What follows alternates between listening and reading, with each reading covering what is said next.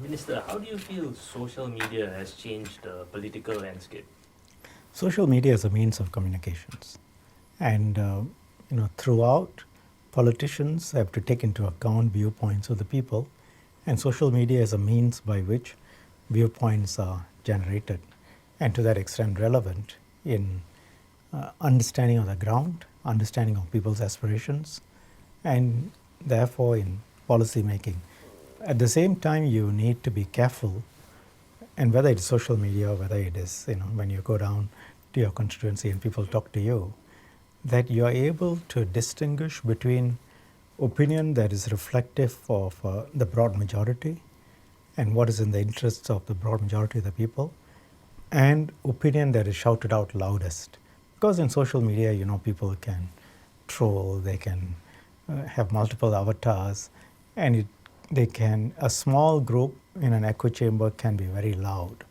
So you need to be careful to sort of take into account those factors and then recognize that social media is a valuable means by which people express their view. Lots of honest people go onto social media, express their viewpoints, and you must take that into account. But you need the ability to distinguish between shouting for the sake of shouting and people shouting at you to try and move you, sometimes not even real people, avatars, and real people having honest viewpoints.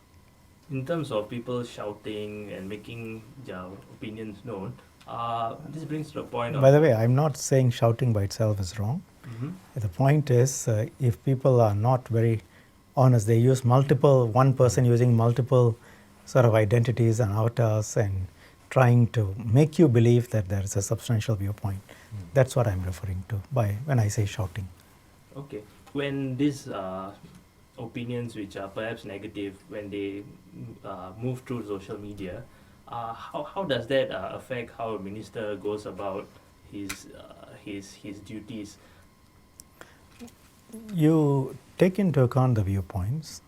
You try and understand to what extent this reflects majority viewpoint, and to what extent it reflects something that needs to feed into policy making, and you deal with it. Positive and negative viewpoints are expressed in the social media and in the real world, and through the mainstream media as well. In light of Minister Lui Takyu's announcement of resignation, do you feel social media now has a very big part in how politics evolves? I would answer this question in this way. You want good people to come into politics. And if you hunt them down, whether through mainstream media, which happens in many countries, or through the social media, which also happens in many countries, then you raise the cost of good men and women coming in. That has already happened in many countries. Then you will start getting people who are prepared. It doesn't mean that good people won't come in. Good people will still come in, but the pool will become lesser. And that is a risk that we must be mindful about. The nature of our politics will determine what kind of leaders we get. What kind of leadership we get will determine the future of our country. But unlike other countries, Singapore does not have the luxury of, say, not passing a budget for several years or having endless debates. You need good men and women coming in, fighting for the country, fighting for people, and providing the right leadership. If they don't come in, the country will be poorer and it will not be good for the people. Since social media is such a big part of it, should people entering politics be ready for this pushback? I think that is a comment a lot of people will make. If you can't stand in the heat, you shouldn't be in the kitchen.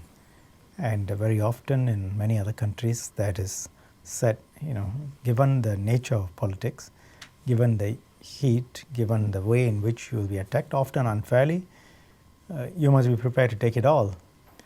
I agree that you need to be able to deal with it and come in, but I will just add a word of caution that even in those countries, people who could otherwise have contributed a lot hold back.